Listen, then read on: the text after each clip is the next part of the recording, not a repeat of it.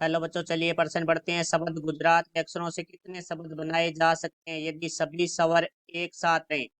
मुख्य अवधारणा। तो हमारा जो प्रश्न है वो क्रमचय से संबंधित है। तो सबसे पहले हम बात करेंगे क्रमचय के बारे में। तो क्रमचय में हमारा एन पी आर होता है। तो एन अक्षरों में से आर अक्षरों को लेकर बनने वाले शब्दों की संख्या वो हमारे पास होगी फैक्टोरियल एन बटा में एन माइनस आर फैक्टोरियल। और यदि हमारे पास एन पी एन हो तो देखो आर की जगह हमारे पास एन आ गया, तो फैक्टोरियल एन बटा में एन माइनस एन फैक्टोरियल बराबर होता है एन फैक्टोरियल बटा में एन माइनस एन शून्य फैक्टोरियल। क्योंकि शून्य फैक्टोरियल का मान है वो हमारे पास एक होता है, तो यहाँ से हमारे पास आ जाएगा एन फैक्टोरियल। तो एन पी एन का मान है वो एन फैक्टोरियल होता है। और फैक्टोरियल एन का मान हमारा होता है एन गुणा एन माइनस एक गुणा एन माइनस दो। इस तरह से ये चलता जाता है हमारा तीन गुणा दो गुणा एक तक।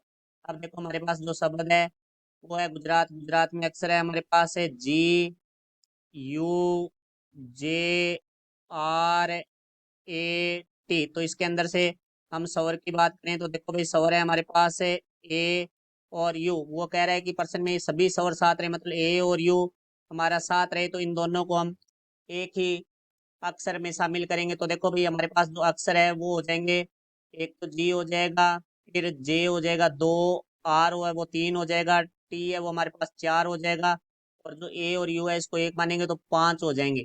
तो यहाँ से हमारे पास है जो अक्षर हैं, कुल अक्षर जब ए व यू साथ रहे तो हमारे पास होंगे, जो अक्षर हैं जिस पेन से लिख रहा हूँ वो हमारे पास होंगे पांच।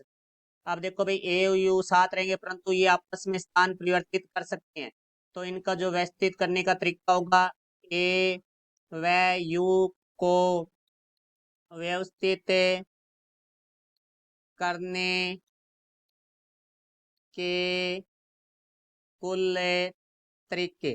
तो देखो भाई हमारे पास दो ही अक्षर है ए यू, तो दो ही स्थान है, तो ये हो जाएगा हमारे पास दो पी दो। तो एन पी एन का मान होता है फैक्टोरियल एन, जो मुख्य उदाहरण में लिखा है, तो यहाँ से हो जाएगा फैक्टोरियल दो। तो फैक्टोरियल दो को लिखेंगे हम दो गुणा एक, तो यहाँ से आ जाएगा दो। तो ए और यू को जो व्यवस्थित करने का तरीका है वो हमारे पास होगा दो प्रकार से।